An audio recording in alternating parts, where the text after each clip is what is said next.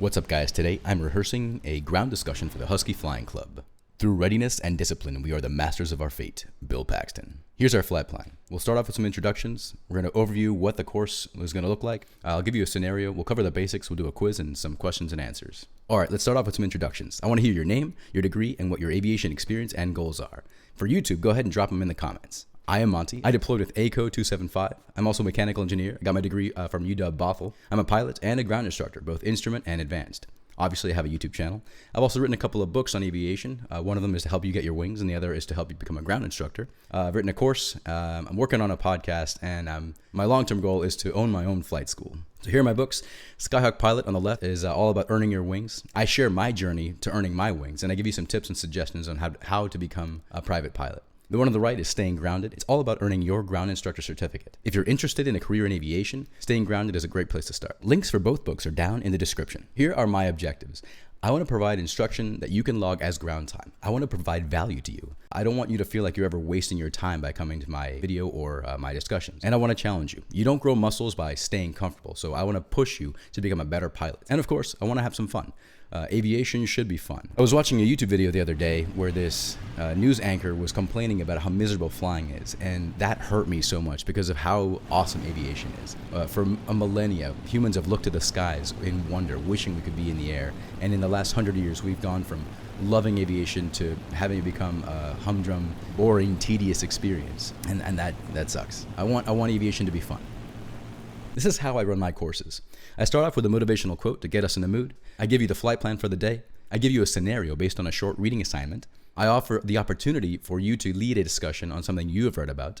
I cover the ground school topic of the day. We knock out a short quiz to help you prep for the written exam. And then I suggest some homework and recommended reading. And of course, there's always time for Q&A. By the way, if at any point, if you have a question, go ahead and drop it in the comments. Or if this is live, obviously, just go ahead and ask it. So here's a short scenario. Go ahead and watch it and think about what you would do in this situation.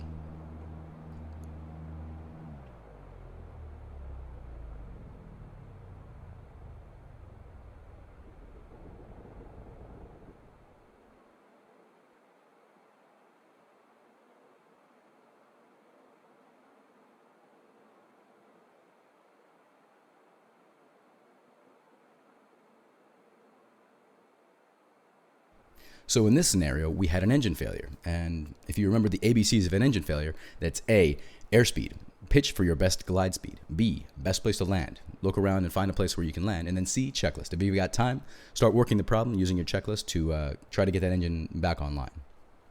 Moving on.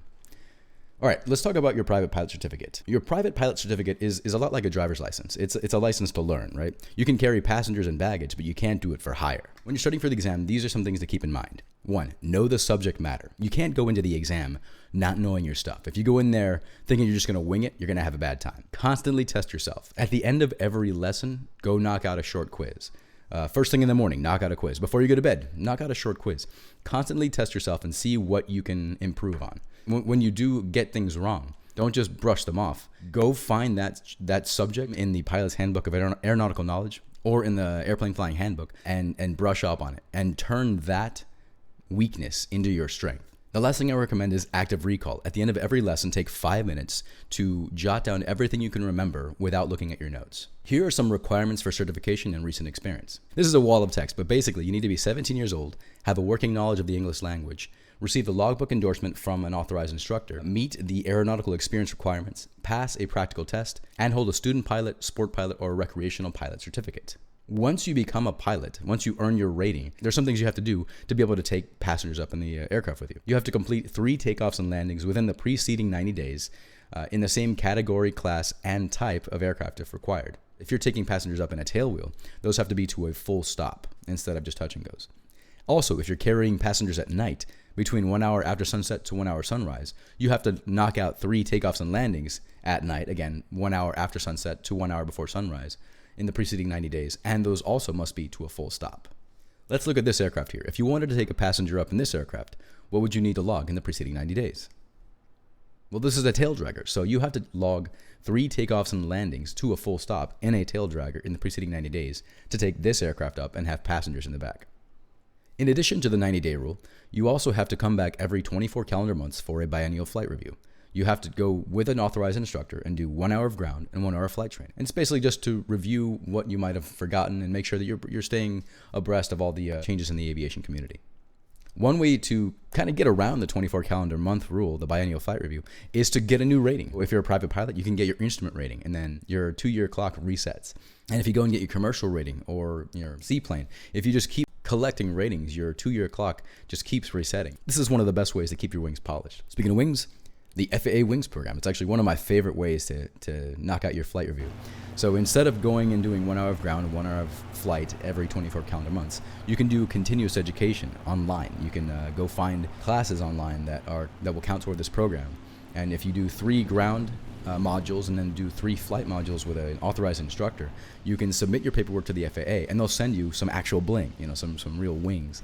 And as a soldier, I love getting new bling, new ribbons, new badges, scrolls and such. So again, 3 ground modules, 3 flight modules with an instructor, and your biennial flight review, your 24 calendar month resets, and you get some wings.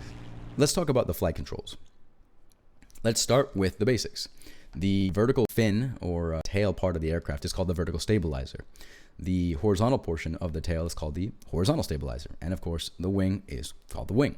The aircraft is a 3-dimensional vehicle, and we rotate about 3 different axes. The first is the lateral axis. If you go to the gym and you're doing lateral raises, you can kind of keep that mental picture in your head to remember the lateral axis. It goes from wingtip to wingtip. When we move about that axis, we are pitching, and we use the elevators to pitch. The next is the longitudinal axis. It goes from the nose to the tail of the aircraft, and we roll about the longitudinal axis. And then finally, we have the vertical axis, which goes from the floor to the ceiling, and we yaw about that vertical axis. Remember, it's all about rotation about the axis, not sliding about the axis. So quick, name all 3. Go. Number 1 is vertical stabilizer. Number 2 is the horizontal stabilizer. And number 3 is the wing. How'd you do? Let me know in the comments. Quick, what are the 3 axes that we rotate about? That's right, the lateral axis, the longitudinal axis, and the vertical axis. So here are the 3 primary flight controls. We use the elevator for pitch and rotating about the lateral axis. We use the ailerons to roll about the longitudinal axis. And then we use the rudder for yawing about the vertical axis. The elevator and the aileron are both manipulated using the flight stick or the yoke. And then the rudder is actuated using the rudder pedals with your feet. Now we have the secondary flight controls. In our aircraft, we have flaps and the trim tab. Some aircraft have spoilers, but in the 172, we don't have those. The flaps deploy to allow us to make a steeper approach to land without increasing our airspeed. And the trim tab is used to counteract aerodynamic forces on the elevator. Quick, what are the 3 primary flight controls? The elevator, the aileron, and the rudder. The purpose of the trim tab is to counteract aerodynamic forces on the elevator. What we do is we trim off pressure, and this relieves the pilot's workload during continuous maneuvers. It allows for hands-off flight. So once we set the trim tab where we want it, we can take our hands off the yoke and do what we need to do. Write down clearances, change radio frequencies, keep an eye out for other aircraft. Remember, pitch, power, and trim. So we set our nose using our yoke or our stick. We set our power setting, and then we trim off those control pressures to keep the aircraft where we want it. What are the secondary flight controls? That's right, flaps and trim tab. What is the purpose of the trim tab? It is used to counteract aerodynamic forces on the elevator. It relieves the pilot's workload during continuous maneuvers and allows for hands-off flight.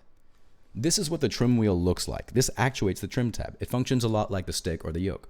If you roll the trim tab forward, it pushes your nose down, and if you roll it aft, it pulls your nose up. Quick, what's this thing called and what does it do? That's right, it's the trim wheel, and it actuates the trim tab. And remember, it functions like the stick, forward for nose down, aft for nose up. All right, if you want, take 5 minutes to write down everything you can remember. This was a pretty short lesson, but you can develop the habit of doing your active recall right now to become a better pilot. All right, let's knock out our quiz. What is one purpose of flaps?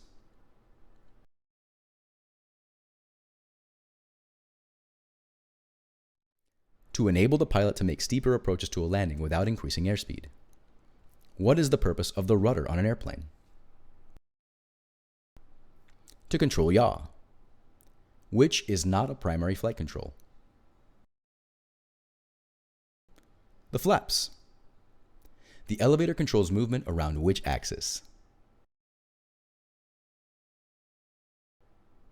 The lateral axis. The ailerons control movement around which axis? The longitudinal axis. All right, I want to hear your questions, your feedback, requests, or suggestions down in the comments. I appreciate you hanging out with me today. Next week, obviously, we're on YouTube here. I'll try to post another rehearsal. Check out the Handbook of Aeronautical Knowledge and the Airplane Flying Handbook. Read Chapter 3 in the AFH and read up on basic flight maneuvers. I'd like to see the Plane of the Week, Subsystem Deep Dive, or Aviation Jobs for next week. Check out my links down in the description for free resources and tips for becoming a better pilot or learning how to earn your wings. If you want more free ground training from a qualified ground instructor, hit that subscribe button to fly my wing. Thanks for watching. See you.